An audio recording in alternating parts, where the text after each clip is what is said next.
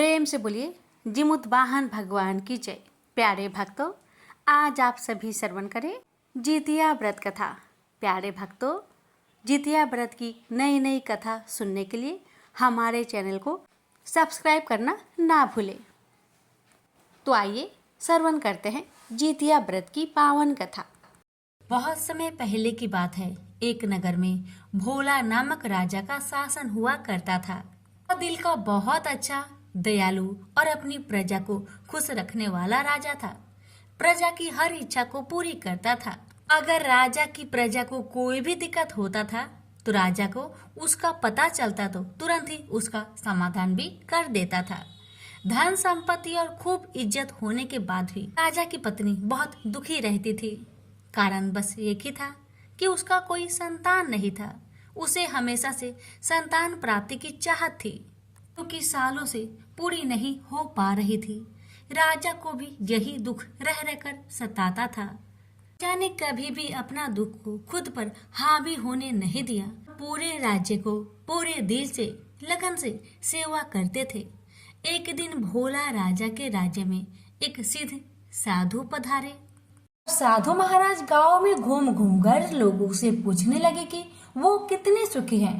हर किसी ने जवाब एक ही दिया था कि हमारे राजा बहुत अच्छे दिल के दयालु हैं और पूरी प्रजा को हमेशा खुश रखते हैं। हमारी सभी ख्वाहिशों को पूरी करते रहते हैं। हर किसी के मुख से राजा की तारीफ सुनकर साधु महाराज को बहुत अच्छा लगा और वो राजा के पास पहुँचे।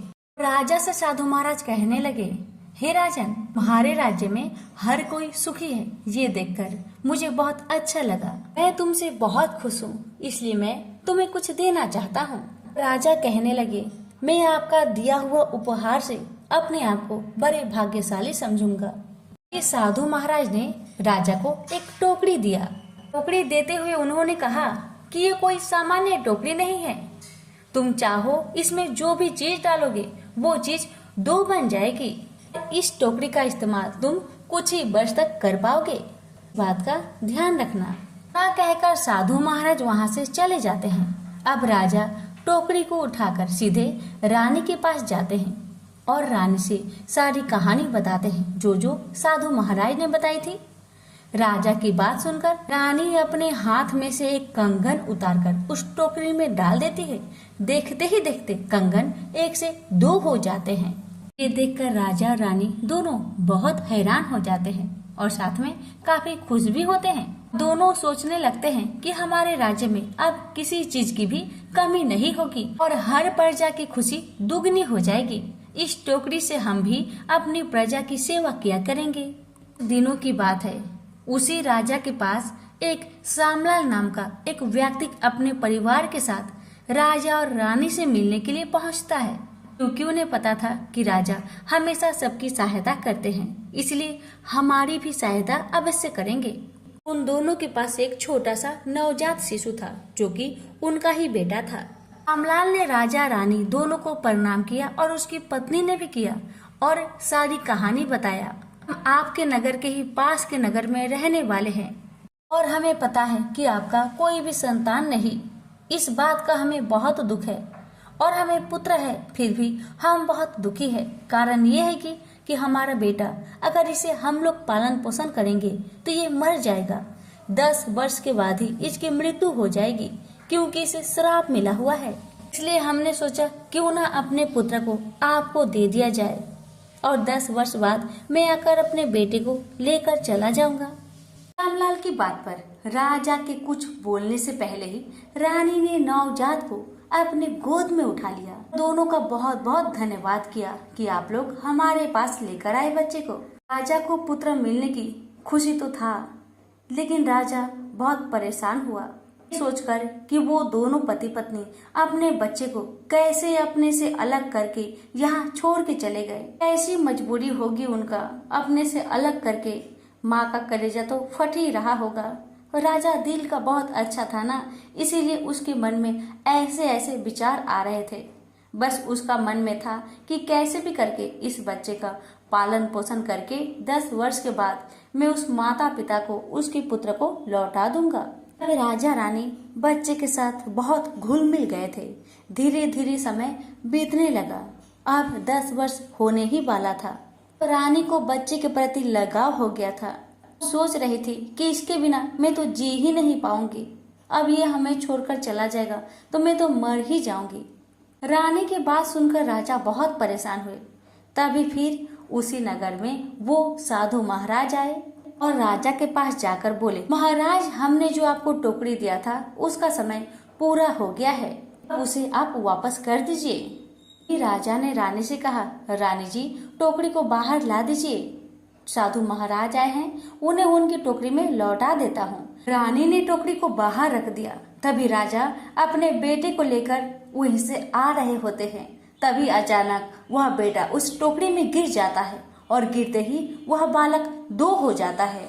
ये देखकर राजा बड़े हैरान हुए, लेकिन ये सब साधु महाराज ने देख लिया था। तभी राजा उस टोकरी को साधु महाराज को देते हैं। साधु महाराज तो टोकरी ले लेते हैं और उस बच्चे को देखकर उसका भविष्य के बारे में राजा से कहते हैं, महाराज, आपके पास जो बच्चा है 10 वर्ष के बाद उसकी मृत्यु हो जाएगी, क्योंकि अब उस बच्चे का श्राप आपके बेटे पर आ गया है, क्योंकि ये बेटा आपका कहलाएगा, क्योंकि आपने अपने हाथों से बच्चे को अनजाने में ही टोकरी में डाला था, जिसके वजह से आप इसके पिता हुए और रानी माता।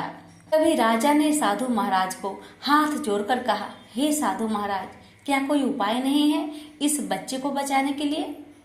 तब साधु महाराज ने कहा, हाँ, उपाय तो है, सिर्फ एक ही उपाय बचा है। अगर आपकी पत्नी जीवित पुत्रिका का व्रत करे तो आपका ये बच्चा बच सकता है, और इसका कोई भी उपाय नहीं है। तब राजा ने कहा, क्यों नहीं, मेरी पत्नी जीवित पुत्री का व्रत अवश्य करेगी। तभी साधु महाराज ने राजा से और रानी से जीवित पुत्री का व्रत की सारी विधि को बताए। पहला दिन नहाए खाए, दूसरा दिन निर्जला व्रत और तीसरा दिन पारण किया जाता है। सारा विधि बताकर वहाँ से चले जाते हैं और ठीक कुछ दिन बाद वह दूसरे वाले बच्चे का 10 वर्ष पूरा हुआ तो उसके माता पिता आकर उस बच्चे को आकर लेकर अपने घर को चले जाते हैं। अब तो रानी के पास दूसरा बेटा था ही।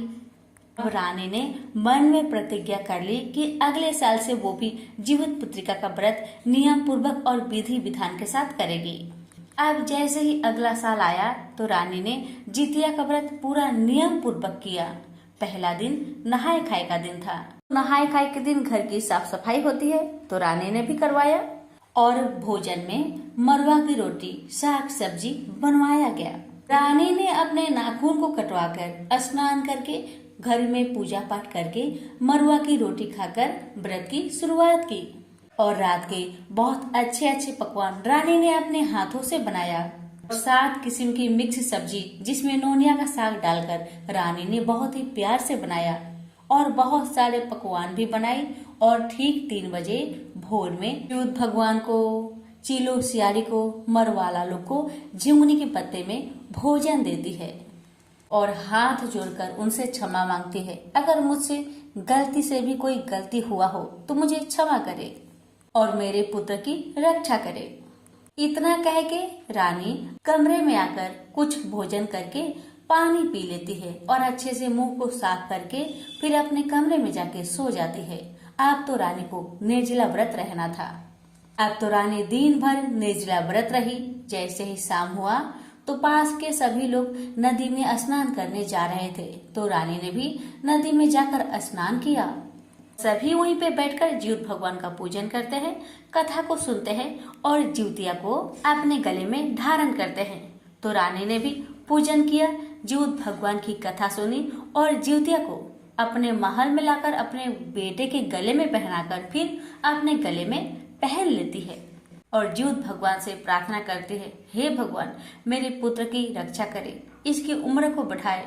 इस बच्चे को श्राप मिला है कि 10 वर्ष के बाद इसकी मृत्यु हो जाएगी। मैं तो बाझिन हूँ, मेरा कोख से तो कोई संतान ही नहीं हुआ। मुझे बहुत मुश्किल से ये संतान मिला है, इसकी आप रक्षा करें। ऐसे कह के रानी प्रार्थना करती जा रही थी, जीवित भगवान से दुआ करती जा रही थी।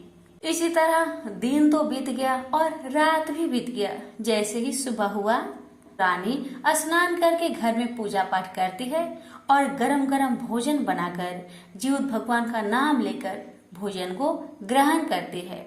अब तो इसी तरह खुशी से जीवन व्यतीत होने लगा। अब जब भी जितिया का व्रत आता तो रानी विधि पूर्वक नियम अनुसार जितिया का व्रत करती। जितिया व्रत के प्रभाव से रानी की पुत्र का श्राप तो समाप्त हो गया। भगवान ने रानी की पुत्र की मृत्यु को टाल दिए, जिससे रानी की पुत्र की आयु लंबी हो गई। अब तो सभी खुशी पूर्वक रहने लगे। अब दिन ऐसे ही खुशी से बीत रहा था। कुछ महीने बाद रानी का गर्भधारण हो जाता है और वो भी ठीक 9 महीने बाद एक सुंदर सा राजकुमार को जन्म देती है। तो रानी की खुशी दुगनी हो गई। राजा भी बहुत खुश हुए कि रानी साहिबा अब तो आप बाजी नहीं कहाएंगी। अब मैं बहुत खुश हूँ, बहुत। ये सोचकर नहीं कि आपने अपने कोख से इस राजकुमार को जन्म दिया है, ये सोचकर बिल्कुल नहीं। ये सोचकर कि आप अब बाजिन नहीं कहलाएंगी। कोई तो मुख पे बाजिन कहेगा ही नहीं, लेकिन मन में, लोगों का मन में तो आता ही होगा कि रानी तो बाज है, दूसरे के बच्चे को पाल रही है, ऐसा तो आता ही होगा। अब किसी का मुंह तो नहीं उठेगा, मन में भी नहीं सोचेगा। ये सोच के मैं बहुत खुश हूँ। तो राजा और रानी दोनों बेटे को अपने बहुत प्यार करते थे। कभी फर्क नहीं किए कि रानी ने इसे जन्म दिया है तो इसे ही ज्यादा प्यार करेंगे, ऐसा बिल्कुल नहीं था। राजा और रानी दोनों बेटे से बहुत प्यार किया करते थे। तो हर साल रानी अपने दोनों बेटे के लिए जीवित पुत्रिका का व्रत करने लगी। प्रेम से बोले जीवित भगवान की जय।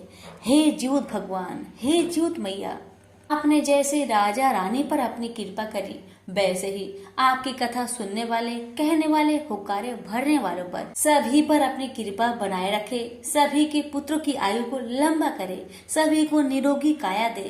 प्रेम से बोलिए जीवित भगवान की जय। इसी गांव में एक सेठ और सेठानी रहते थे। उनके पास सब कुछ था, मगर कमी थी तो संतान की। शादी के 10 वर्ष बीत गए थे, लेकिन उनका अब तक कोई भी संतान नहीं हुआ। इसी वजह से दुखी रहते थे।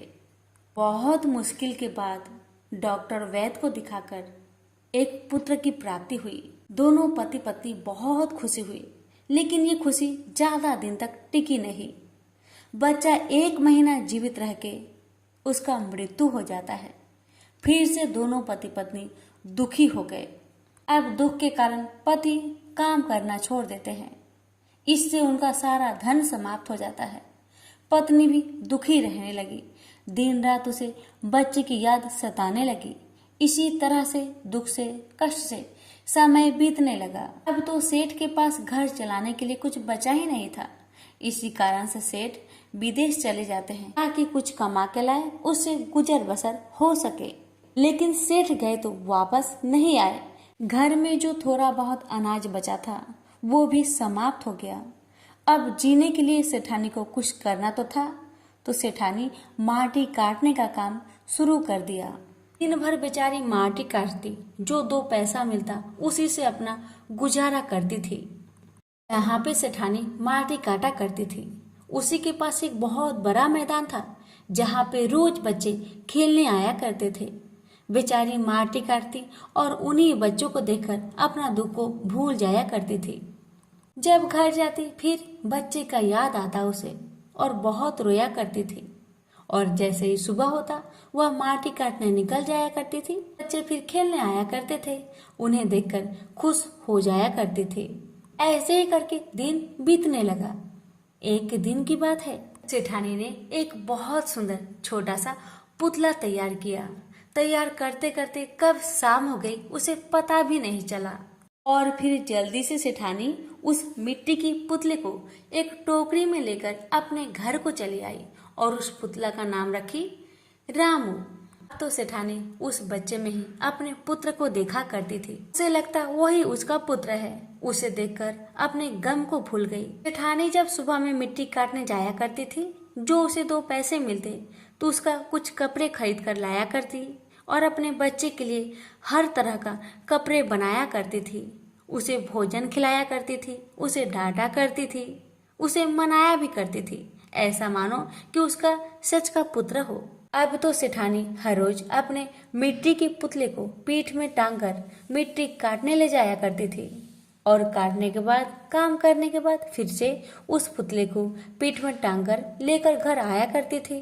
जब भी सेठानी खाने बैठती तो उस पुतले को भी खिलाया करती थी। जब सोती थी तो उसे सुलाया करती थी। इसी तरह से जीवन बीतने लगा। एक दिन की बात है, जब सेठानी अपनी मिट्टी के पुतले को पीठ में बांधकर लेकर जा रही थी, तभी उसने देखा कि रास्ते में ही एक छोटा सा पेड़ के सामने बहुत सारी महिलाएं बैठकर पूजन कर रही थी। तब सेठानी ने उस महिलाओं से जाकर पूछा, बहन, ये आप लोग क्या कर रही हैं? किस देवी देवता का पूजन कर रही है? क्या मुझे बताएंगी कि इस पूजन से क्या फल मिलता है? मुझे बताइए। तब सभी बहनों ने कहा, ये व्रत का नाम है जीवित पुत्रिका। इस व्रत के प्रभाव से संतान की आयु लंबी होती है और जो भी महिलाएं इस व्रत को श्रद्धा पूर्वक करती है, नियम अनुसार करती है, उसका पुत्र शक्तिशाली होता है। जिसका पुत्र है उसकी पुत्र की रक्षा होता है और जिसका पुत्र नहीं है भगवान उसे पुत्र देते हैं। ये सुनकर सेठानी ने मन में सोचा, मैं भी अपने बेटे रामू के लिए जीवित पुत्रिका का व्रत करूंगी। अब तो सेठानी ने मन में ठान लिया कि अगले साल से वो भी इस पुतले के लिए व्रत रखेगी, क्योंकि उस पुतले में ही वो अपने बेटे को देखती थी। इसी तरह समय बीतने लगा। जब अगले साल जितिया का व्रत आया तो उसने भी जितिया का व्रत पूरे श्रद्धा भक्ति के साथ किया। पहला दिन नहाए खाए की पूरे नियम की और दूसरा दिन निर्जला व्रत रही। जिस दिन सेठानी निर्जला व्रत रही उस दिन भर रात भर जीवत भगवान से प्रार्थना करती रही कि हे जीवत भगवान, मेरा बेटा रामू की रक्षा कीजिएगा। इसे शक्ति दीजिए भगवान, शक्ति दीजिए, बुद्धि दीजिए, ज्ञान दीजिए और इसकी हमेशा रक्षा कीजिए भगवान। दिन भर ऐसे ही प्रार्थना करती रही और अगले दिन विधि विधान के साथ और अगले दिन गरम गरम भोजन बनाकर पारण करती है। अब फिर वही काम चालू। अब सेठानी फिर से अपने बच्चे को पीठ में बांधकर चली माटी काटने। चलते चलते उसे ऐसा महसूस हुआ कि उसके पीठ में बढ़े पुतला हिल रहा है, मानो हिल रहा है। लेकिन उसे ऐसा लगा, कभी पुतला हिल सकता है क्या? ये सोचकर वो पुतला को देखती नहीं, वैसे ही करके आगे बढ़ती जा रही थी। कुछ दूर आगे बढ़ने के बाद उसे बच्चे की रोने की आवाज सुनाई देती है। वो बहुत हैरान हो जाती है और जल्दी से पीठ में बंधे हुए पोटली को खोलकर देखती है तो उसमें एक छोटा सा पुत्र था।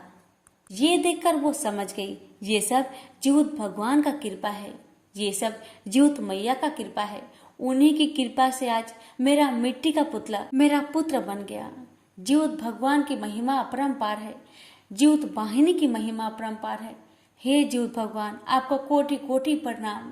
इतना कह के खुशी के मारे गांव भर में जाकर ढिंढोरा पीटने लगी कि मेरे मिट्टी का पुतला पुत्र बन गया, जीवत भगवान ने मुझे पुत्र दिया है। सभी लोग उसकी बातें सुनकर हंसने लगे जोर जोर से। ये पगली पूरा पगली हो गई है, कभी मिट्टी का पुतला इंसान बन सकता है? कभी नहीं। तो सभी लोग जाकर जब देखे उसकी गोद में सच में पुतला की जगह में इंसान का बच्चा था, ये देखकर सभी जोर जोर से जयकारा लगाने लगे। जीवत भगवान की जय हो, जीवत वाहिनी की जय हो। अब आगे क्या होता है आपको पता है? आगे होता ही ये कि पति तो गए हैं विदेश में, अब पति को भी अपनी पत्नी की याद आती है। ये सब जीवत भगवान की महिमा से हुआ। कहते हैं ना, कोई भी व्रत को अगर श्रद्धा भक्ति और विश्वास के साथ किया जाए तो भगवान उसकी सभी मनोकामना को पूर्ण करते हैं, उसकी सभी कष्टों को दूर करते हैं। अब हुआ ये कि उधर जिस दिन पारण का दिन था उस दिन ही पति गाड़ी में बैठ जाता है अपने पत्नी के पास आने के लिए। जेठ ने जितना धन कमाए थे उस सारे धन को चोरों ने लूट लिया। बचा था उसके पास थोड़ा सा सत्तू, जिसे वो घर जाकर खाने के लिए खरीद कर रखा था। अब सत्तू लेके गाड़ी में बैठा, तभी जीवत भगवान एक भिखारी के रूप में आकर उससे कहते हैं, बेटा मुझे बहुत जोर से भूख लगी है, कुछ खाने के लिए है तो दो, भगवान तुम्हारा भला करेंगे। सेठ भी दिल के बहुत अच्छे इंसान थे। उसके पास जो थोड़ा सा सत्तू बचा था उसने पूरे भिखारी बाबा को दे दिया। बाबा क्या किए पता है? उस सत्तू में से थोड़ा सा सत्तू लेकर बाबा खा लेते हैं और बाकी सत्तू उस सेठ को दे देते हैं। कहते हैं, बेटा ये सत्तू तुम ले जाओ, अपने घर में खा लेना। सेठ उस सत्तू को अपने झोले में रखकर अपने घर को आते हैं। जैसे ही सेठ घर में आते हैं बड़ा हैरान हो जाते हैं। वो देखते हैं कि उसकी पत्नी एक छोटा सा बच्चे को दूध पिला रही थी। ये देखकर वो बहुत हैरान हो जाता है और बहुत गुस्सा भी हो जाता है। तभी सेठानी अपनी सारी कहानी अपने पति सेठ को सुनाती है। सेठ को सुनकर बहुत अच्छा लगा, बहुत खुश हुआ, अपना बेटा को गले से लगाकर चूमने लगा। तभी उसे याद आती है कि उसने जो भी धन कमाया था चोरों ने लूट लिया। सेठानी से कह ही रहा था, तभी उसने कहा, सुनो, मुझे बहुत जोर से भूख लगी है, थोड़ा सा सत्तू बचा है, उसे थोड़ा ला दो, मैं खा लूं, खाकर थोड़ा आराम कर लेता हूँ। जैसे ही सेठानी उस झोले को खोलती है तो उसके अंदर ढेर सारा सोना, चांदी, हीरा, मोती भरे पड़े थे। ये देखकर उसके होश उड़ गए और कहने लगी, क्या जी, आप कितने झूठ कहते हैं, आप तो इतना सारा धन कमा कर लाए हैं और कह रहे हैं सब चोरों ने लूट लिया। तभी सेठ दौड़ते हुए उस झोले के पास आते हैं और उसे पलट कर देखते हैं जिसमें ढेर सारा सोना, चांदी, हीरा, मोती भरा पड़ा है। सत्तू तो है ही नहीं। तभी उसको गाड़ी वाली बात याद आती है। वो समझ जाता है कि कोई और नहीं थे, वो तो स्वयं जीवित भगवान आए थे भिखारी का रूप धारण करके। ये सब तो सेठानी तुम्हारे व्रत का फल है, उसी के फल से भगवान ने तुम्हें पुत्र दिए और मुझे धन दिए। जीवित भगवान की महिमा अपरंपार है, इनकी महिमा को कोई ना जाने। प्रेम से बोलिए जीवित भगवान की जय। हे जीवित भगवान, जैसे आपने सेठानी को पुत्र दिए और सेठ को धन दिए, वैसे ही आपकी कथा कहने वाले, सुनने वाले, हुक्कारे भरने वाले सभी की मनोकामना को पूर्ण करना। तो प्रेम से बोलिए जीवित भगवान की जय, जीवित वाहिनी की जय। इस कथा में आप जानेंगे कि माँ का गलती किसे भोगना पड़ता है। कथा बहुत सुंदर है, बहुत ही दर्द भरी है। कथा को पूरा जरूर सुनिए। अगर अच्छी लगे तो दूसरों को भी शेयर करें। किसी गांव में एक माँ और उसका 2 बेटा साथ रहा करते थे। बेटा बड़े हो चुके थे और माँ बूढ़ी हो चुकी थी। इसी कारण से माँ ने अपने बेटों से कहा, बेटा, मेरा जीवन का तो कोई भी ठीक नहीं, मेरा कभी भी प्राण निकल सकती है। तुम दोनों अगर विवाह कर लो तो मुझे चैन मिले। दोनों बेटों ने अच्छे दिन देखकर दोनों बेटे एक ही दिन में विवाह कर लिए और दोनों बहू भी घर आ गई। लड़की की माँ जितिया का व्रत करती थी। लड़की की माँ ने अपने दोनों बहुओं से कहा, बहू, तुम लोग भी जितिया का व्रत उठा लो। इसे करने से पुत्र की आयु लंबी होती है। पुत्र की रक्षा स्वयं जीवित महाराज करते हैं। तो दोनों बहुओं ने इनकार कर दिया। कहा कि माँ जी, अभी तो मेरा कोई संतान ही नहीं, तो हम करके क्या करेंगे, आप ही करिए। दोनों बहुओं ने इनकार कर दिया। सासू माँ अकेले ही जीवित महाराज का व्रत बहुत ही नियम से श्रद्धा पूर्वक करने लगी। सासू माँ को व्रत करते देख दोनों बहुओं मिलकर अपने आप में बकबक करने लगी। पता नहीं ये बुढ़िया क्या क्या करती रहती है, ऐसे कहने लगे। सासू माँ ने श्रद्धा पूर्वक जीवित महाराज का व्रत किया और सुबह पारण किया। इसी तरह समय बीतने लगा। दोनों बहुएं गर्भवती हो गई और दोनों बहुओं को एक एक पुत्र उत्पन्न हुआ। दोनों बहू, दोनों बेटा और सासू माँ बहुत खुशी हुए। इसी तरह से दिन बीतने लगा, बच्चे बड़े होने लगे। और फिर जब अगला साल का जितिया व्रत आने वाला था तो सासू माँ ने अपने दोनों बहुओं से कहा, बहू, अब तो तुम्हें पुत्र उत्पन्न हो ही गया है, अब तो तुम्हें जितिया का व्रत किसी भी हाल में करना ही होगा। अपने पुत्र की सलामती के लिए करना तो पड़ेगा। अब सासू माँ की बात सुनकर दोनों बहुएं कहने लगी, ठीक है माँ जी, इस साल से हम भी जीवित महाराज का व्रत करेंगे। जितिया का व्रत नजदीक आ गया।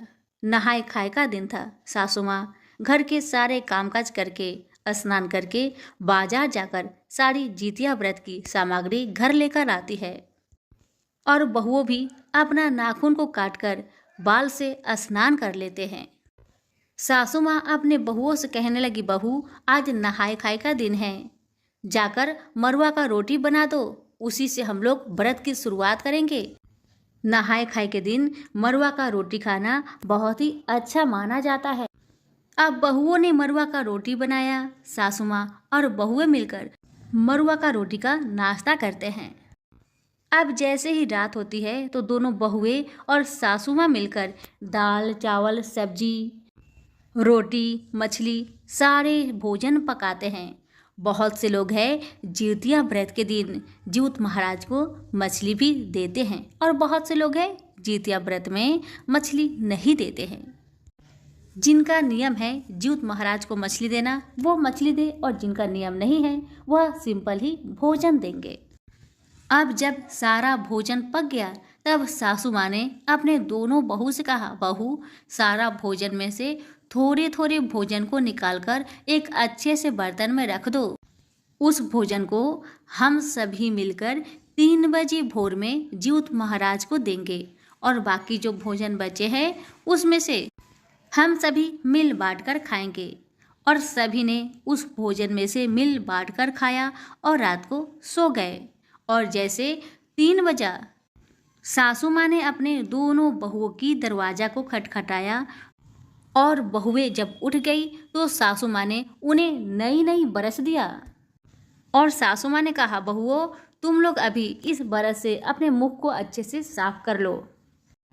अब सासू माँ किचन को साफ करके 3 थाली रखकर अपने दोनों बहुओं को कहती है, बहू आओ इधर बैठो। और सासू माँ पोहा को अच्छे से पानी से साफ करती है और तीनों थाली में थोड़ी थोड़ी पोहा रखती है और पोहे के ऊपर में थोड़ा थोड़ा दही डालती है और थोड़ा थोड़ा गुड़ डालती है और बहुओं से कहती है, बहू देखो जैसे जैसे मैं करूँगी वैसे वैसे तुम लोग भी करना। सासू माँ ने दोनों बहू को 2-2 झिंगनी का पात दिया और अपने लिए भी 2 झिंगनी का पात रखा। अब सासू माँ कहती है, बहू मैं जैसे करती हूँ वैसे तुम भी करना। सासू माँ ने पोहा मीठा और गुड़ को हाथों से थोड़ा सा अच्छे से मिक्स करके वह झिंगुनी की पात पर रख दिया और बहुओं से कहा, बहू तुम लोग भी ऐसा ही करो। और उसके बाद जो रात को भोजन पकाया गया था जिउत महाराज के लिए निकाला गया था उस भोजन में से सारे भोजन को थोड़ा थोड़ा करके झिंगनी की पात पर रखो और कहो, हे चिल्लो सियारिन ये आपके लिए है और इसमें बोलो, हे जिउत महाराज ये आपके लिए है। इस प्रकार कह के सारे भोजन को रखते जाओ। ऐसा 5 बार करना है। जब 5 बार करना हो जाए तो दोनों पत्तल को अच्छे से हाथों में उठाकर चले जाते हैं घर के आंगन में और जिउत महाराज को भोजन देखकर अगरबत्ती दिखा के सर को झुका के प्रणाम करके फिर तीनों सास बहू मिलकर किचन में आकर वही दही चिवड़ा को खा लेती है और जो दाल चावल होता है उसको भी थोड़ा थोड़ा खा लेती है। भोजन खाने के बाद अब तीनों सास बहू मिलकर अच्छे से मुख को साफ करती है और सासू माँ दोनों बहू को अच्छे से समझाती है कि बहुओं अब तुम्हें निर्जला व्रत रहना है, इसी टाइम जितना पानी पीना है उतना पी लो, अब से तुम्हें पानी उनी कुछ नहीं मिलेगा, अब अगला दिन पारण का दिन ही तुम्हें पानी मिलेगा, उससे पहले नहीं। अब सास बहू फिर से सो जाते हैं और जब सुबह का 6 बजता है तो सभी उठकर अपने अपना काम को करना शुरू कर देता है। सासू माँ दोनों बहू को समझाती है, बहू ध्यान रखना जितिया व्रत में कोई भी चीज को न तोड़ना है न काटना है, अपने बाल को भी मत झाड़ना, इसीलिए तो इस व्रत को खर जितिया कहा जाता है। अब सास बहू तीनों जन नियम पूर्वक व्रत रखते हैं। जब 2 बजता है तो सासू माँ दोनों बहुओं को समझा देती है, बहू तुम लोग घर में स्नान कर लो और मैं बाहर नदी में स्नान करने जा रही हूँ। और बगल वाली चाची को सासू माँ कह देती है, चाची मेरी दोनों बहू जितिया का व्रत कर रही है, थोड़ा आप देख लीजिएगा ये लोग व्रत में कोई गलती ना करे। इतना कहकर सासू माँ नदी में स्नान करने चली जाती है और दोनों बहुएं भी स्नान करके घर के आंगन में मिट्टी रख करके उसके ऊपर कलश रख के अपना अपना जितिया को उस कलश पर रखकर हाथ जोड़ करके जिउत महाराज का नियम पूर्वक कथा सुनती है। जब कथा समाप्त हो जाता है तो चाची अपने घर चली जाती है और दोनों बहुएं अपने घर में आ जाती है और दोनों बहुओं के पति तो बाहर कमाने गए थे। सासू माँ अभी पूजा करके घर नहीं आई थी। इसी बीच में दोनों बहुएं ने क्या किया, घर में जो भी भोजन पका हुआ था उसे दोनों बहू ने मिलकर पेट भर के खा लिया। अब तो ये देखकर जिउत महाराज बहुत क्रोधित हुए अब सासू माँ भी घर में आ जाती है और बहू से कहती है, बहू तुम लोगों ने जीउत महाराज का व्रत पूजा अच्छा से किया? तो उन्होंने कहा, हाँ माँ जी, चाची जी ने हमें जैसे बताया हमने वैसे ही पूजन किया और कथा भी सुनी। सासू माँ सुनकर बहुत खुश हुई। अब जैसे ही रात हुआ सभी अपने अपने रूम में अपने अपने बच्चों के साथ सो गए। अब जैसे ही सुबह हुआ सासू माँ उठकर घर का कामकाज कर अपने दोनों बहू को जगाती है। बहू और बेटा उठ जाते हैं और दोनों बहुओं के बच्चे अभी सोए रहते हैं। सासू माँ कहती है, बहू तुम लोग भी स्नान कर लो, स्नान करके पूजा पाठ करके हम लोग गरम गरम भोजन खाएंगे।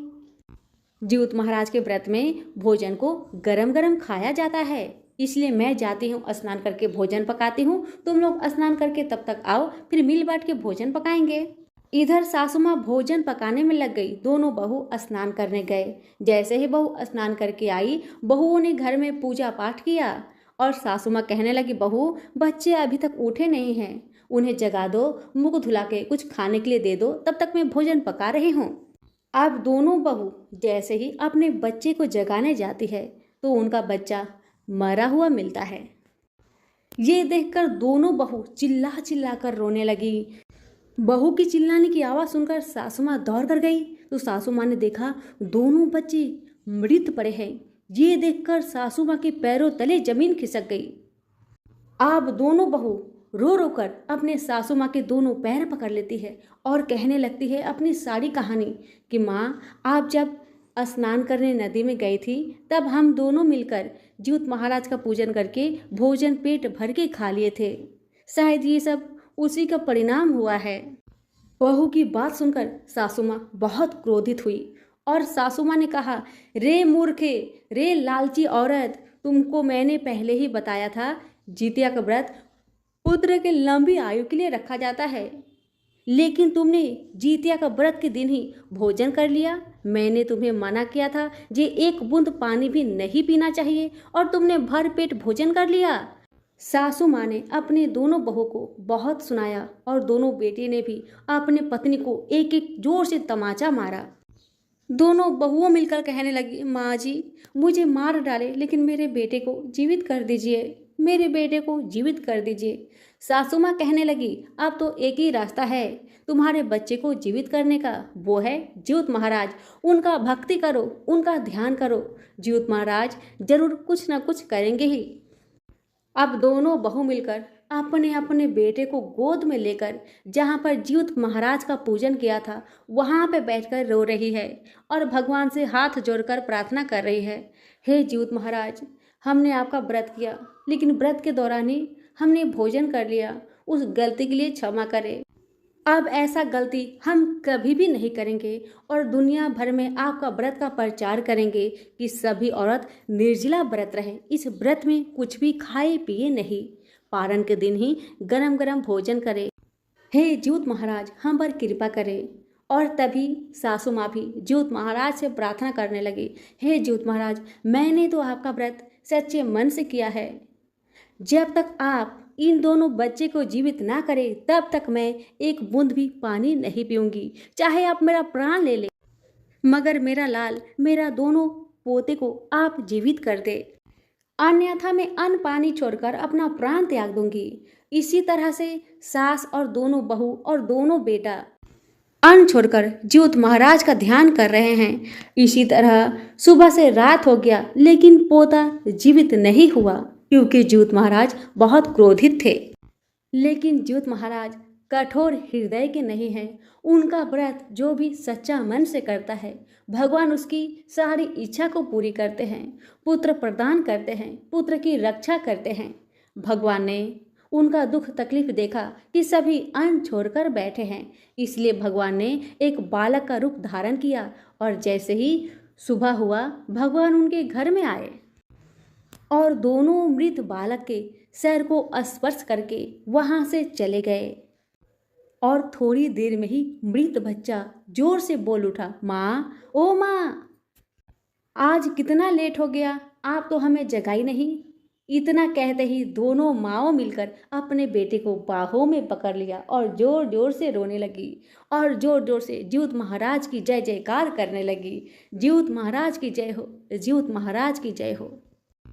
अपने बच्चे को पाकर दोनों बहू बहुत खुश हुई, सासू माँ बहुत खुश हुई और दोनों बेटा भी बहुत प्रसन्न हुए। अब जैसे ही रात हुआ, सारे परिवार भोजन करके खुशी मन से सोने लगे। तभी वो बालक सपने में आकर दोनों बहुओं से कहते हैं, हे माताओं, तुमने जितिया व्रत के दिन भोजन करके बहुत बड़ा पाप किया, लेकिन तुम्हारी सासू माँ ने पूरा धर्म नियम के साथ जितिया महाराज का व्रत किया था। आज उसी की व्रत के शक्ति से तुम्हारे दोनों बच्चे जीवित हुए हैं, अन्यथा से ऐसी गलती मत करना। इतना कहकर बेसुरूपी ज्यूत महाराज अंदर ध्यान हो गए। दोनों बहू ने अपनी सासू माँ को सारी कहानी बताई तो सासू माँ को समझते देर नहीं लगी कि वो बालक कोई और नहीं, ज्यूत महाराज ही थे। जो भी माताएं श्रद्धा भक्ति के साथ ज्यूत महाराज का व्रत करती है, भगवान उसके बच्चे की रक्षा करते हैं। हे ज्यूत महाराज, जैसे आपने दोनों बहुओं के बच्चे की रक्षा की, वैसे सभी के बच्चे की रक्षा करना और जिनके पुत्र नहीं है उनकी गोद में पुत्र को जरूर देना।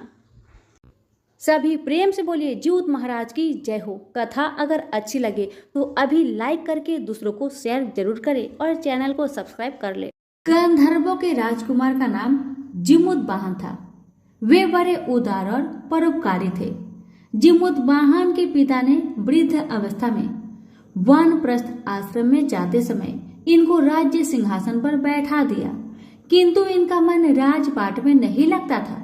वह राज्य का भार अपने भाइयों पर छोड़कर स्वयं वन में पिता की सेवा करने चले गए। वहीं पर उनका मलयवती नामक राज्य कन्या से विवाह हो गया।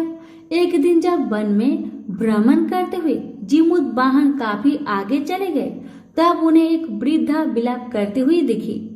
इनके पूछने पर वृद्धा ने रोते हुए बताया, मैं नागवंशी स्त्री हूँ और मुझे एक ही पुत्र है। पक्षीराज गरुड़ के समक्ष नागों ने उन्हें प्रतिदिन भक्षण हेतु एक नाग सौंपने की प्रतिज्ञा की हुई है। आज मेरे पुत्र शंखचूड़ की बलि का दिन है। जिमुतवाहन ने वृद्धा को आश्वस्त करते हुए कहा, डरो मत, मैं तुम्हारे पुत्र की प्राणों की रक्षा करूंगा। आज उसके बदले मैं स्वयं अपने आप को उसके लाल कपड़े में ढककर बद्ध शिला पर लेटूंगा। इतना कहकर जिमुतवाहन ने शंखचूड़ के हाथ से लाल कपड़ा ले लिया और वे उसे लपेटकर खुद को बलि देने के लिए चुनी हुई बद्ध शिला पर लेट गए। नियत समय पर गरुड़ बड़े वेग से आए और वह लाल कपड़े में ढके जिमुतवाहन को पंजे में दबोचकर पहाड़ के शिखर पर जाकर बैठ गए। अपने चंगुल में गिरफ्तार प्राणी की आंख में आंसू और मुंह में आह निकलता ना देखकर गरुड़ जी बड़े आश्चर्य में पड़ गए। उन्होंने जिमुतवाहन से उसका परिचय पूछा। जिमुतवाहन ने सारा किस्सा सुनाया। गरुड़ जी उनकी बहादुरी और दूसरे की प्राण रक्षा करने में स्वयं का बलिदान देने की हिम्मत से बहुत प्रभावित हुए। प्रसन्न होकर गरुड़ जी ने उनको जीवन दान दे दिया तथा नागों की बलि ना लेने का वरदान भी दे दिया। इस प्रकार जिमुतवाहन के अदम्य साहस से नाग जाति की रक्षा हुई और तब से पुत्र की सुरक्षा हेतु जिमुतवाहन की पूजा की प्रथा शुरू हो गई। आश्विन कृष्ण अष्टमी के प्रदोष काल में पुत्रवती महिलाएं जिमुतवाहन की पूजा करती है। कैलाश पर्वत पर भगवान शंकर माता पार्वती को कथा सुनाते हुए कहते हैं कि आश्विन कृष्ण अष्टमी के दिन उपवास रखकर जो स्त्रियां साया प्रदोष काल में जिमुतवाहन की पूजा करते हैं तथा कथा सुनने के बाद आचार्य को दक्षिणा देते हैं, वह पुत्र का पूर्ण सुख प्राप्त करती है। व्रत का पारण दूसरे दिन अष्टमी तिथि के समाप्ति के पश्चात किया जाता है। यह व्रत अपने नाम के अनुरूप फल देने वाला है। प्रेम से बोलिए ज्यूत भगवान की जय। अब सुनेंगे दूसरी कथा। नर्मदा नदी के पास एक कंचनबटी नाम का नगर था। वहाँ के राजा का नाम मलाई केतु था। उसी नर्मदा नदी के पश्चिम और बालूहाटा नाम की मरुभूमि थी, जिसमें एक विशाल पेड़ पर चील रहती थी और उसी पेड़ के नीचे एक सियारिन भी रहती थी। चील और सियारिन दोनों ही पक्की सहेलियां थी। कुछ महिलाएं को जितिया व्रत करते देख चील और सियारिन ने भी यह व्रत करने का संकल्प लिया और दोनों ही भगवान श्री जीमूत वाहन की पूजा और व्रत करने का प्रण ले लिया। जिस दिन दोनों को व्रत रखना था, ठीक उसी दिन शहर के एक बड़े व्यापारी की मृत्यु हो गई और उनका दाह संस्कार उसी मरु स्थल पर हुआ। मुर्दा देखकर सियारिन को भूख लगने लगी और वह खुद को रोक नहीं पाई, जिसके कारण उसका व्रत टूट गया। परंतु चील ने खुद पर संयम रखा और पूरी श्रद्धा और नियम से अपना व्रत को पूरा किया और अगले दिन व्रत का पारण भी किया।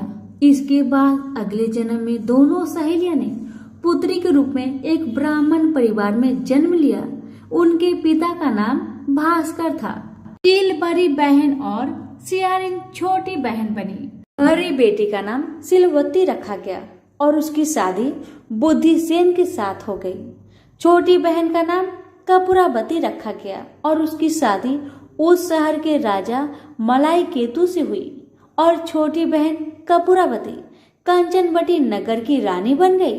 अब भगवान जीमूत वाहन के आशीर्वाद से बड़ी बहन शिलावती को 7 पुत्र प्राप्त हुए, लेकिन कपूरावती के बच्चे जन्म लेते ही खत्म हो जाते थे। कुछ सालों बाद शीलावती के 7 पुत्र बड़े हो गए और राजा के दरबार में काम करने लगे। उन्हें देखकर कपूरावती के मन में ईर्ष्या और जलन की भावना उत्पन्न होने लग गई। इस ईर्ष्या की भावना में कपूरावती ने राजा से कहकर शीलावती के 7 बेटे के सर कटवा दिए और फिर उन 7 सिरों को 7 बर्तन में डालकर ढक दिया गया और शीलावती के पास भिजवा दिया गया। यह सब देख भगवान जीमूत वाहन ने मिट्टी की सहायता से 7 भाइयों के सर बनाए और सभी सिरों को धड़ से जोड़कर उन पर अमृत छिड़क दिए, जिसके कारण वे 7 भाई फिर से जिंदा हो गए और घर लौट आए। रानी ने जो कटे सर भिजवाए थे वह सब फूल बन गए। कपूरावती समाचार पाने को बहुत व्याकुल थी, लेकिन जब उसे इस बात का पता चला तो वह अपने बड़ी बहन के घर गई और वहां सबको जिंदा देखकर आश्चर्य में पड़ गई और बेहोश हो गई। जब कपूरावती होश में आई तो उसने अपनी बड़ी बहन से यह सारी बात बताई और अपनी गलती का पछतावा किया। भगवान जीमूत वाहन की कृपा से बड़ी बहन को पूर्व जन्म की सारी बात याद आ गई और वह अपनी छोटी बहन को उसी पेड़ के नीचे लाकर पूर्व जन्म की सारी बातें सुनाई, जिसे सुनकर कपूरावती फिर बेहोश हो गई और मर गई। जब राजा तक इस बात की सूचना मिली तो उन्होंने उसी जगह पर पेड़ के नीचे कपूरावती का दाह संस्कार कर दिया। प्रेम से बोलिए जीमूत भगवान की जय। 2 बहनें थी जिसका नाम था चूलिया और सियरिया। चूलिया बहुत मेहनती थी और गरीब भी थी। वह मजदूरी करके अपने बच्चों को पालती थी, लेकिन सियरिया गलत आचरण वाली थी, जो हमेशा मौज और ऐश करती थी और चूलिया से जलती भी थी। हर वक्त सियरिया यही सोचती थी कि चूलिया इतना खुश कैसे रहती है। चूलिया की हंसी खुशी सियरिया से सहन नहीं हो पाती थी, जिसके कारण सियरिया चूलिया के संतानों को सताने की कई प्रयास कर चुकी थी और कई बार चूलिया के बच्चों को खत्म करने की कोशिश भी कर चुकी थी, किंतु चूलिया के तपस्या और व्रत के कारण उसके बच्चे हमेशा सुरक्षित बच जाया करते थे। एक दिन सियरिया चूलिया के सभी बच्चों को लेकर जंगल में लकड़ी चुनने के लिए लेकर गई। वहां जंगल में लकड़ी को चुनते चुनते बच्चे थक गए और थोड़ी देर के लिए सो गए। बच्चों को सोते देख सियरिया ने सभी बच्चों का सिर काट दिया और टोकरी में रखकर वापस घर आ गई और चूलिया को वह टोकरी भेज में दे दी और कहा कि दीदी, मैं जंगल से आपके लिए नारियल लाई हूँ, बच्चों को खिला देना। चूलिया ने उस टोकरी को उठाकर देखा नहीं और किनारे में रख दिया और अपने बच्चों की प्रतीक्षा करने में लग गई। जब शाम से रात हो गई और बच्चे वापस नहीं आए तो वह बहुत परेशान हो गई और बड़े ही करुण स्वर में जोर जोर से रोने लग गई।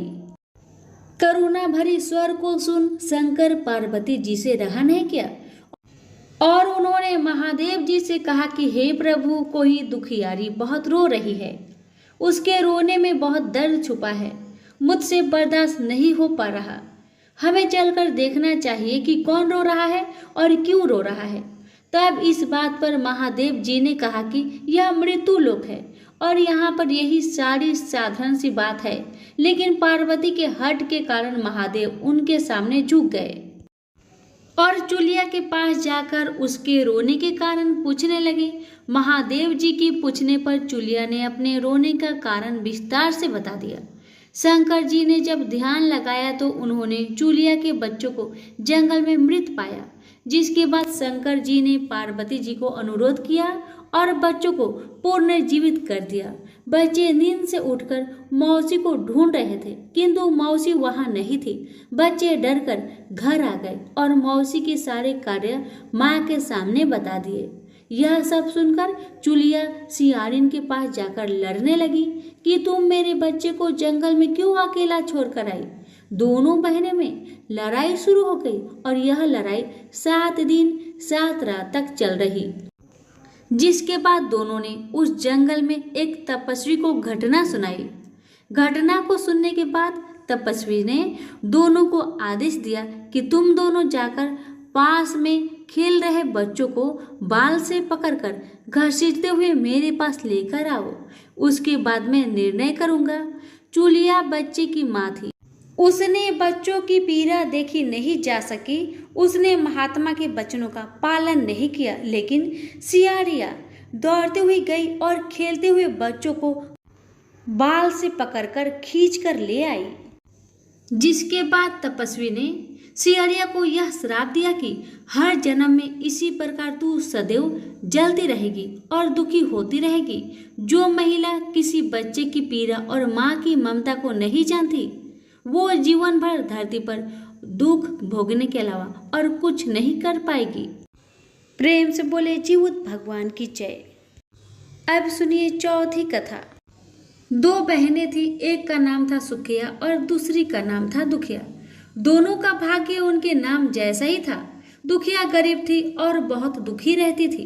सुखिया अमीर थी और हमेशा सुखी रहती थी। दोनों एक ही गांव में रहती थी।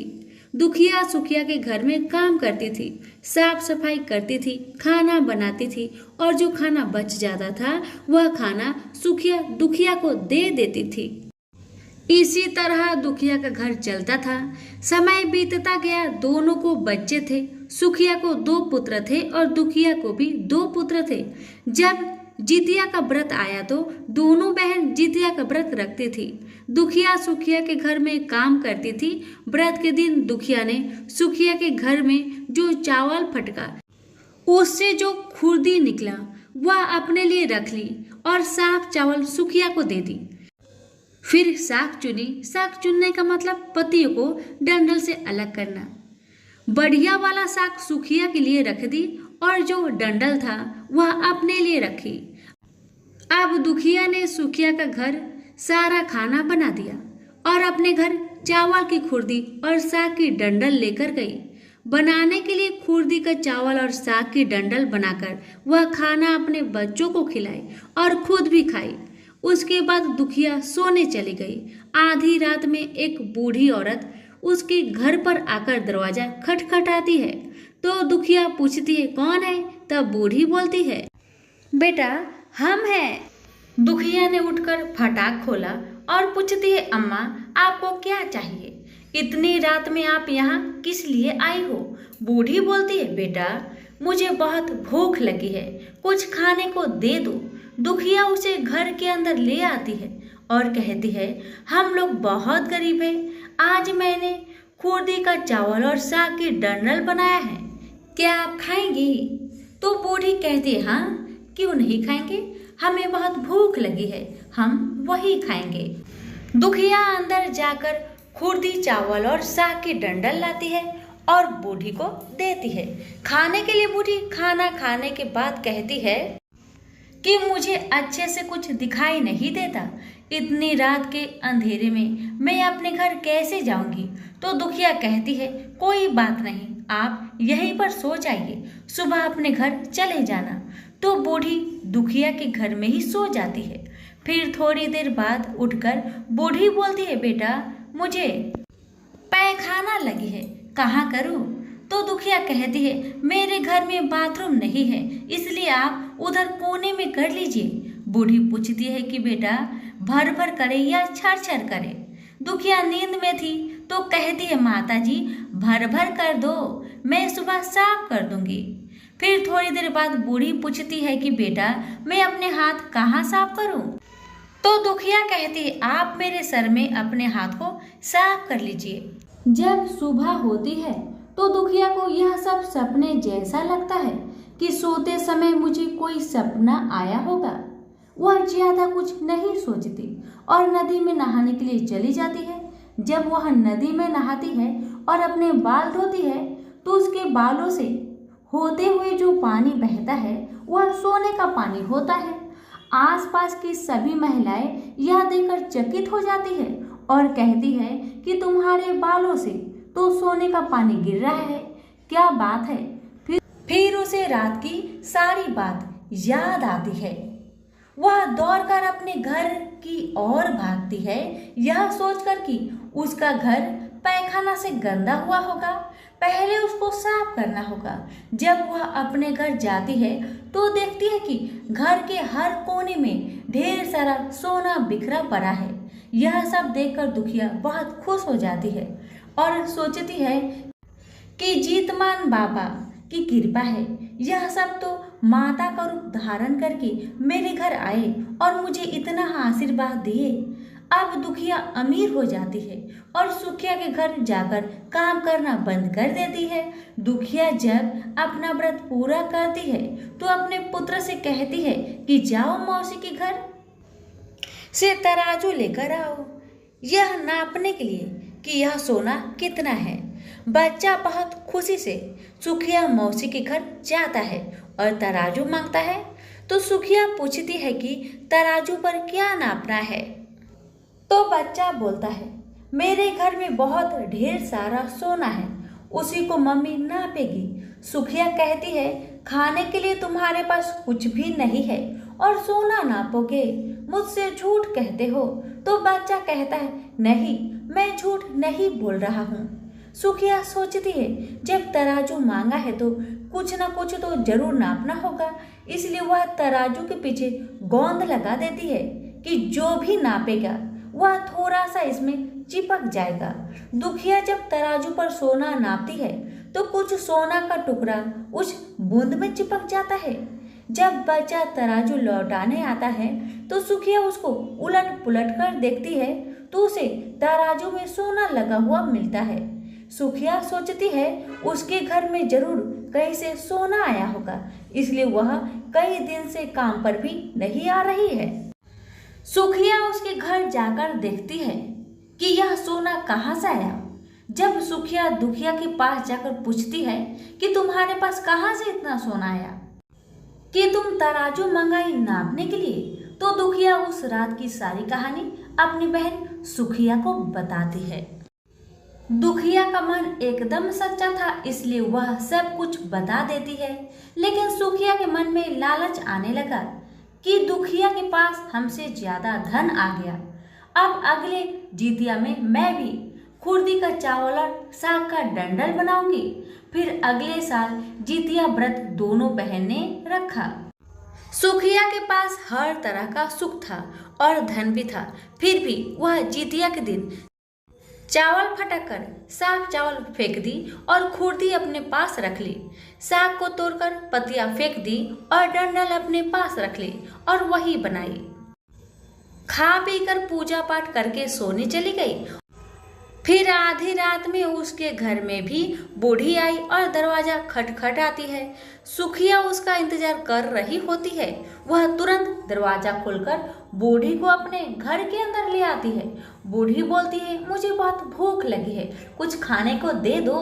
तो सुखिया कहती है, मैंने खुर्दी का चावल और डंडल का साग बनाया है। बूढ़ी बोलती है कोई बात नहीं, मैं खाऊंगी, तो सुखिया परोस देती है और वह सोने चली जाती है। बूढ़ी बोलती है मैं घर नहीं जा सकती, मुझे दिखाई नहीं देता, तो सुखिया कहती है कोई बात नहीं, आप यहीं सो जाओ। थोड़ी देर बाद बूढ़ी फिर बोलती है कि मुझे पैखाना लगी है, कहाँ करूँ? तो सुखिया कहती है वही कोने में कर लीजिए। फिर थोड़ी देर बाद बूढ़ी पूछती है कि भर भर करे या छड़।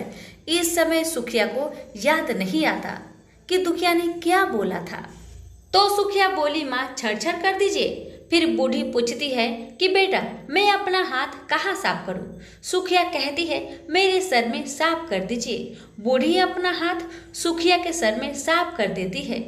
जब सुखिया सुबह उठती है तो उसका पूरा घर गंदगी से भरा पड़ा होता है और उसके बाल में भी बहुत गंदगी लगी होती है।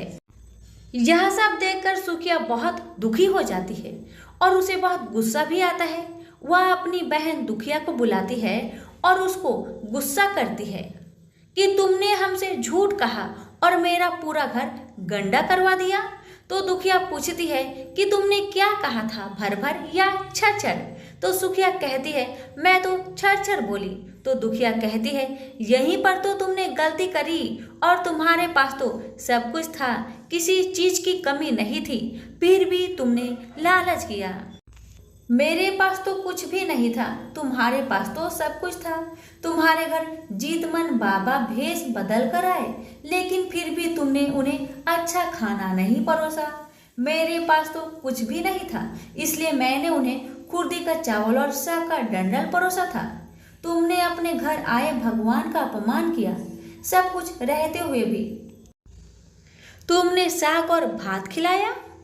तुम्हारे पास सब कुछ होते हुए भी तुम्हें लालच करना नहीं चाहिए, इसलिए तुम्हारे साथ बुरा हुआ। जितिया का व्रत लालच से नहीं, श्रद्धा और विश्वास से कीजिए। प्रेम से बोलिए जीवत भगवान की जय। महाभारत के युद्ध में जब अश्वत्थामा अपने पिता की मृत्यु से बहुत दुखी थे और अपने पिता की मृत्यु का बदला लेना चाहते थे, जिसके कारण वह पांडवों की शिविर में घुस गए। शिविर में उस समय 5 लोग सो रहे थे, जिसके कारण अश्वत्थामा ने उनको पांडव समझकर खत्म कर दिया। यह माना गया कि सभी पुत्र द्रौपदी के 5 पुत्र थे। जिसके बाद अर्जुन ने अश्वत्थामा को बंदी बना लिया और उनकी दिव्य मणि भी छीन ली, जिसके कारण अश्वत्थामा ने क्रोध में आकर अभिमन्यु की पत्नी के गर्भ में पल रहे शिशु को भी ब्रह्मास्त्र के जरिए मार डाला। जिसके बाद भगवान श्री कृष्ण ने अपने सारे पुण्य का फल उत्तरा की अनजन्मी संतान गर्भ में पल रहे शिशु को पुनः जीवित किया। श्री कृष्ण की कृपा से इस पुत्र का नाम जीवित पुत्र का नाम दिया गया। तब से लेकर आज तक संतान की लंबी उम्र के लिए और उनकी मंगल कामना के लिए हर साल माताएं जितिया व्रत या जीवित पुत्र का व्रत रखती है और परंपरा के साथ उन्हें पूरा भी करती है। प्रेम से बोलिए जीवत भगवान की जय। एक समय की बात है जब भगवान श्री कृष्ण द्वारिकापुरी में निवास करते थे। उस समय एक ब्राह्मण भी द्वारिका में रहता था। उसके 7 पुत्र काल के गाल में बचपन में ही जा चुके थे। इस दशा को देखकर वह ब्राह्मण बहुत दुखी था। एक दिन वह भगवान श्री कृष्ण के पास गया और कहने लगा, हे भगवान, आपके राज्य में आपकी कृपा से मेरे 7 पुत्र हुए, परंतु जीवित कोई नहीं रहा। क्या कारण है? यदि आप अपने राज्य में किसी को दुखी नहीं देखना चाहते हैं तो कोई उपाय बताइए। तब भगवान श्री कृष्ण बोले, हे ब्राह्मण सुनो, इस बार तुम्हारे जो पुत्र होगा उसकी उम्र 3 वर्ष की है। उसकी उम्र बढ़ाने के लिए तुम भगवान सूर्य नारायण की पूजा होने वाली पुत्र जीवी व्रत को धारण करो, तुम्हारे पुत्र की आयु बढ़ेगी। ब्राह्मण ने वैसा ही किया। जब वह 100 परिवार हाथ जोड़ और खड़े होकर इस प्रकार विनती करने लगा, दोहा, सूर्य देव विनती सुनो, पाऊं दुख अपार, उम्र बढ़ाओ पुत्र की, कहता बारंबार। इतना सुनते ही सूर्य का रथ वहीं रुक गया। ब्राह्मण की विनती से प्रसन्न होकर सूर्य ने अपने गले से एक माला ब्राह्मण पुत्र के गले में डाल दी और आगे चल गए। थोड़ी ही देर में यमराज उस ब्राह्मण पुत्र के प्राण को लेने आए। यमराज को देखकर ब्राह्मण और ब्राह्मणी कृष्ण जी को झूठा कहने लगे। भगवान कृष्ण अपना अनादर जानकर तुरंत सूर्य दर्शन चक्र निकालकर आ गए और बोले, इस माला को यमराज के ऊपर डाल दो। इतना कहते ही ब्राह्मण उस माला को उठाने लगा कि यमराज डरकर भाग गए, परंतु वहां यमराज की छाया खड़ी थी। उस फूल की माला को छाया के ऊपर फेंक दिया गया, जिसके फलस्वरूप वह छाया शनि के रूप में आकर भगवान कृष्ण की प्रार्थना करने लगी। भगवान कृष्ण को शनि के ऊपर दया आ गई और पीपल के वृक्ष पर रहने के लिए कहा। तब से शनि की छाया पीपल के वृक्ष पर निवास करने लगी। इस प्रकार भगवान श्री कृष्ण ने उस ब्राह्मण के पुत्र की उम्र बढ़ा दिए। इसलिए हे भगवान, जिस तरह उस ब्राह्मण के लड़के की उम्र बढ़ाई है, उसी तरह सबकी उम्र बढ़ाना। सभी प्रेम से बोले, जीवित भगवान की जय हो, सूर्य नारायण की जय हो। कथा पसंद आने पर लाइक, शेयर, कमेंट और चैनल को सब्सक्राइब जरूर करें। धन्यवाद।